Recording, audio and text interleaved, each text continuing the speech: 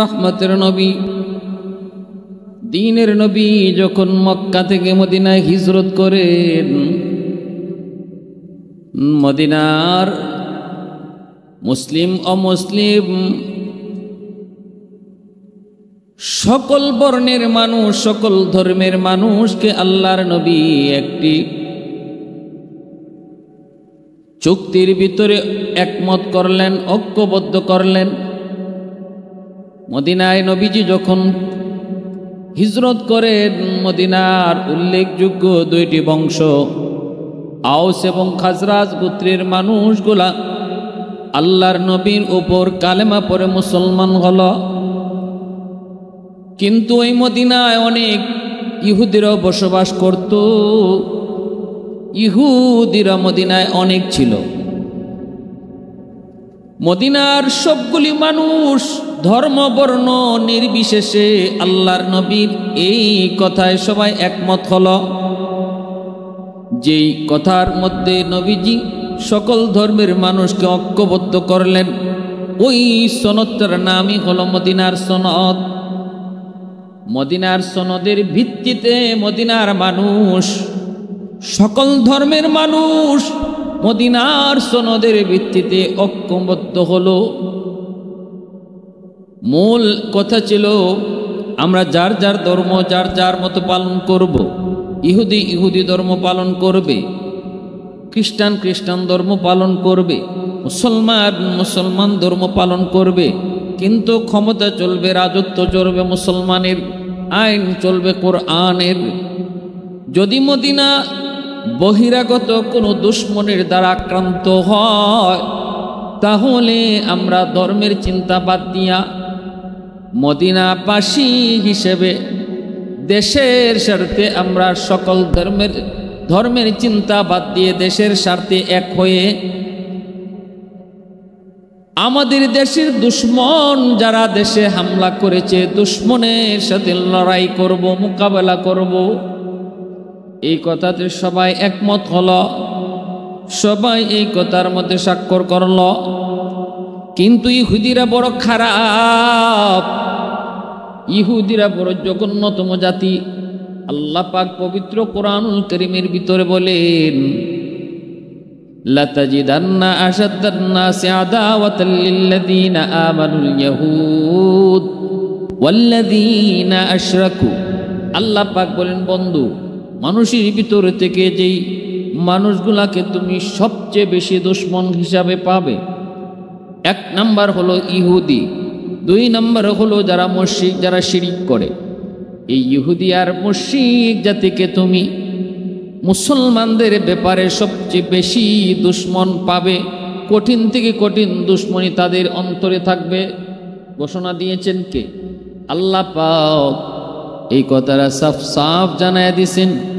অতএব ইহুদিরা এরা কখনো মুসলমানের সাথে আন্তরিকতা বন্ধুত্ব যদি দেখায়, বুঝবেন এর পিছনে কোনো উদ্দেশ্য আছে। কারণ ইহুদি কখনো মুসলমানের আপন হতে পারে না। কখনো ওরা মুসলমানের ভালো চায় না, মঙ্গল চায় না। ইহুদিরা যে মুসলমানের কঠিন থেকে কঠিন দুশ্মন, এই কথাটা আল্লাহ সাফ সাফ জানাই দিয়েছেন। লাতাজিদান্না আশাদ্দান নাসি আদাওয়াতাল লিল্লাযীনা আমানুল ইয়াহুদ। আল্লাহ ইহুদির কথা আগে কইছেন, দুই দলের কথা কইছেন, যে দুই দল মুসলমানের ঘোর দুশ্মন। এর ভিতরে প্রথম দলই আল্লাহ বলেছেন ইহুদিরা, দ্বিতীয় বলেছেন মুশরিকরা। আমার ভাইরা, বন্ধুরা, যুবক, আল্লাহর নবী রহমতের নবী যখন মদিনায় হিজরত করে তিনি আসলেন, মদিনা রাষ্ট্রনায়ক নবীজি ইসলামের হুকুমত চালু করলেন। সকল ধর্মের মানুষকে নবী যার যার ধর্ম পালনের সুযোগ সুবিধা দিলেন। ইহুদিরা ইহুদি ধর্ম পালন করবে, কোনো বাধা দেওয়া হবে না, কখনো কেউ কারো উপরে চাপ দিবে না। কারণ ইসলাম কখনো চাপাচাপি করে মুসলমান বানায় না। লা ইকরাহা ফিদ্দীন। আল্লাহ পরিষ্কার বলেছেন, ইসলাম ধর্মের ব্যাপারে কোনো বাড়াবাড়ি নেই, জোর করে মুসলমান বানানোর ঘোষণা আল্লাহ দেয় নাই, আল্লাহ পাক অনুমতিও দেয় নাই। জোর করে মুসলমান বানানো যায় না।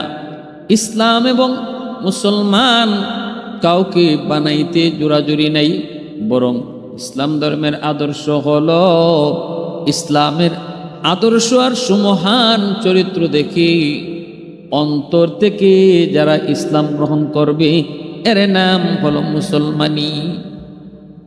জোর জবরদস্তি নেই। আল্লাহ নবী, দ্বীনের নবী মদিনায় হিজরত করেন। মক্কার আপন মানুষগুলি আমার আপনার নবীকে তারা জন্মভূমিতে থাকতে দেয় নাই রে যুবক। নবীর জন্মভূমিতে কারা থাকতে নবীকে দিল না? কয় আপন মানুষগুলা নবীকে জন্মভূমিতে থাকতে দিল না। মনে বড় ব্যথা, বড় কষ্ট নিয়ে আল্লাহর নবী মদিনায় হিজরত করলেন। মদিনার মানুষ নবীকে সুস্বাগতম জানাইল। আউস এবং খাজরাজ বড় বড় দুই গোত্রের মানুষ, অধিকাংশ মানুষ তারা কালেমা পড়ে মুসলমান হলো। এরা ছিল মূর্তি পূজারী। কিন্তু উল্লেখযোগ্য কয়েকটা ইহুদি গোষ্ঠী ছিল, বনু কুরাইজা, বনু নজির, বনু কাইনুকা। এরা হলো ইহুদি গোত্র। ইহুদিরা নবীজির আগমন মদিনায় হয়েছে এটা ভালো চোখে নেয় নাই।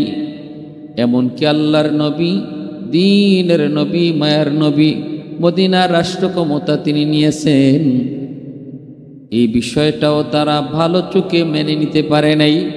আল্লাহর নবী মদিনার সনদে যে স্বাক্ষর করাইছেন, এই স্বাক্ষরটাও তারা উপরে উপরে করছে, মন থেকে তারা মেনে নিতে পারে নাই।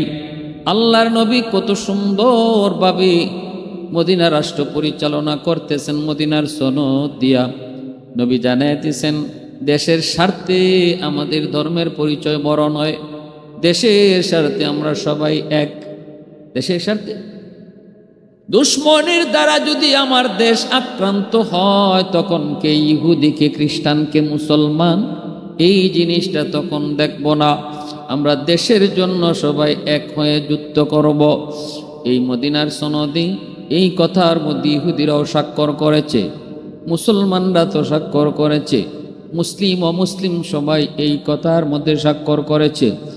আল্লাহর নবী, রহমতের নবী, মায়ার নবীর উপর যখন মক্কার আবু সুফিয়ানের নেতৃত্বে ৩য় হিজরিতে মদিনায় হামলা হয়, উহুদ যুদ্ধ যখন শুরু হবে, আল্লাহর নবী, সাহাবায়ে কেরাম রাদিয়াল্লাহু তাআলা আনহুম তাদেরকে নিয়ে নবীজি উহুদের যুদ্ধে তিনি বের হয়েছেন মাত্র ১,০০০, দুশমন হলো ৩,০০০। বদরে মুসলমানদের হাতে শোচনীয়ভাবে কাফিররা পরাজিত হবার পর আবু জাহেল, উতবা, সায়বা, উমাইয়া ইবনে খালফ, বড় বড় লিডারগুলি বদরে খতম। এরপরেই মক্কার কাফিরদের লিডারি গ্রহণ করে আবু সুফিয়ানের হাতে নেতৃত্ব আসে। আবু সুফিয়ান সংঘবদ্ধ হন, মক্কার মানুষগুলাকে সংঘবদ্ধ করেন, শক্তিশালী করেন বদরের বদলা নেওয়ার জন্য। উহুদের ময়দানে আবু সুফিয়ানের নেতৃত্বে তারা মদিনায় হামলা করবে। এই আবু সুফিয়ান রাদিয়াল্লাহু তাআলা আনহু, ওনার সম্পর্ক বেশি কিছু বলা যাবে না, যদিও জীবন ভর তিনি ইসলামের দুশমনি করেছেন, নবীর সাথে দুশমনি করেছেন, কিন্তু ফতে মক্কার দিন কালেমা পড়ে মুসলমান হয়ে যাওয়ায় নবী সাহাবী হয়ে গেছেন। এমনকি আল্লাহর নবীর সাথে তার আত্মীয়তার সম্পর্ক আছে। নবীজি তার কলিজার টুকরা মেয়ে উম্মে হাবিবা রাদিয়াল্লাহু তাআলা আনহাকে বিয়ে করেছেন। এজন্য নবীজি আবু সুফিয়ানের জামাতা, আর নবীজির শ্বশুর হলেন আবু সুফিয়ান। মেয়ে আল্লাহ নবীর গড়ে, এই অবস্থায় আবু সুফিয়ান নবীজির সাথে অনেকবার যুদ্ধ করেছেন। অথচ মেয়ে, কলিজাট মেয়েদের ভিতরে সবচেয়ে আদরের মেয়ে ছিলেন উম্মে হাবিবা রাদিয়াল্লাহু তাআলা আনহা। ইনি তখন আল্লাহ নবীর পবিত্র বিবি, তা সত্ত্বেও আবু সুফিয়ান নবীজির সাথে কঠিন থেকে কঠিন দুশমনি রেখেছেন, কিন্তু হেদায়েত আল্লাহ তো রাখছে কপালে। এজন্য পথে মক্কার সময় কালেমা পড়ে মুসলমান হয়েছেন। উহুদের যুদ্ধের নেতৃত্ব দিয়েছেন আবু সুফিয়ান। আবু সুফিয়ান যখন মদিনায় হামলা করেন, তখন মদিনার ভিতর যে ইহুদিরা ছিল, এই ইহুদিদের মধ্যে বনু কুরাইজা গোত্রের এক ইহুদি লিডার, সে তার দলদেরকে বলতেছে, আমরা তো চুক্তি করেছি মুহাম্মদের সাথে, এটা শুধু সাময়িক জানমালের জন্য, জানমাল রক্ষা পাওয়ার জন্য, কিন্তু সুযোগ বুঝে আমরা চুক্তি মানি না, চুক্তি আমরা মানব না। এখন সুযোগ এসেছে চুক্তি ভঙ্গ করার।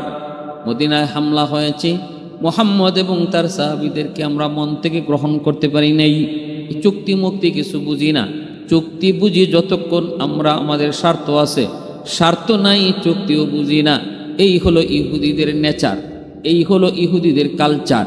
বনু কুরাইজার লিডার যখন এই আওয়াজ দিয়া বলতেছে, আজকে সুযোগ মদিনার মুসলমান এবং মুহাম্মদ তাদেরকে ধ্বংস করে দেওয়ার। 3000 বাহিনী নিয়ে আবু সুফিয়ান মদিনার কাছাকাছি চলে এসেছে। আমরা মুহাম্মদকে সাপোর্ট করব না, আমরা গোপনে গোপনে ওদেরকে সাপোর্ট করব। আজকের যুদ্ধে আমরা মুসলমানদের সাথে সম্পৃক্ত হব না। যখনই আওয়াজ উঠাইছে তখন দেখা যায় কেউ কথা বলে না, এমনকি সবাই তার সুরে তালে তালে তাল মিলায়। কিন্তু একজন ইহুদি যার নাম হলো ইউসুফ ইবনে নাজ্জার, সে দাঁড়ায় বলতেছে, আপনি ভুল বলতেছেন, এটা আমাদের ধর্মের কথা নয়, আমরা ইহুদি ধর্মের মানুষ, এটা ঠিক, কিন্তু ইহুদি ধর্মে ওয়াদা ভঙ্গ করা এটা ইহুদি ধর্ম সাপোর্ট করে না। আমরা ওয়াদা করেছি, আমরা সন্ধি করেছি, দেশের স্বার্থে আমরা কোনো ধর্মের দিকে তাকাবো না, দেশের স্বার্থে আমরা সবাই এক, এই চুক্তিতে আমরা আবদ্ধ হয়েছি। অতএব আমরা ইহুদি আর মুহাম্মদ মুসলমান সাহাবা